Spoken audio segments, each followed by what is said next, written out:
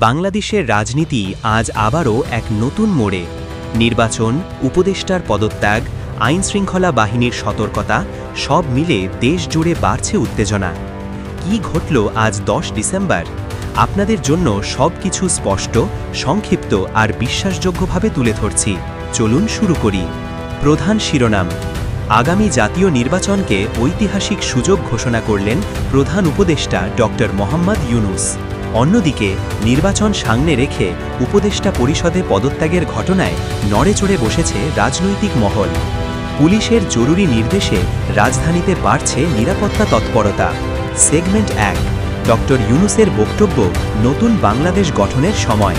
আজ সকালে প্রধান উপদেষ্টা ডক্টর মোহাম্মদ ইউনূস বলেন, আগামী জাতীয় নির্বাচন শুধু ভোটের বিষয় নয়, এটি বাংলাদেশের পুনর্গঠনের একটি ঐতিহাসিক সুযোগ। এই নির্বাচনে জনগণের সিদ্ধান্তই নির্ধারণ করবে ভবিষ্যৎ।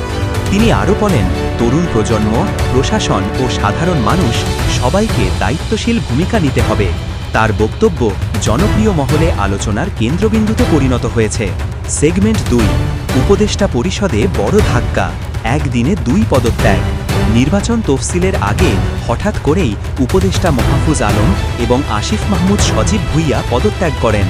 এই সিদ্ধান্ত রাজনৈতিক অঙ্গনে চমক সৃষ্টি করেছে।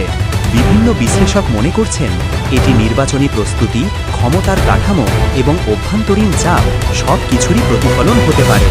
এদিকে সামাজিক মাধ্যমে ব্যাপক আলোচনা। নির্বাচনের আগে উপদেষ্টা পদত্যাগ, সরকারের ভেতরে কি চলছে?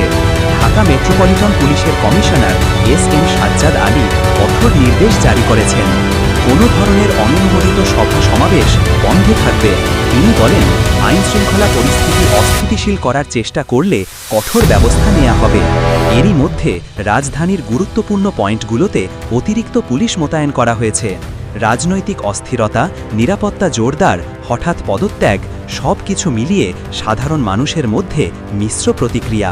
কেউ বলছেন পরিবর্তন আসছে, আবার অনেকে বলছেন নির্বাচনের আগে চাপা উত্তেজনা আরও বাড়তে পারে। এখন সবচেয়ে বড় প্রশ্ন, আসন্ন নির্বাচন কি সত্যিই নতুন বাংলাদেশের পথ খুলে দেবে, নাকি রাজনৈতিক অস্থিরতা আরও বেড়ে যাবে? আপনার মতামত কমেন্টে জানাতে ভুলবেন না। এই ধরনের আরও নির্ভরযোগ্য রাজনৈতিক আপডেট পেতে ভিডিওটি লাইক, শেয়ার এবং চ্যানেলটি সাবস্ক্রাইব করুন।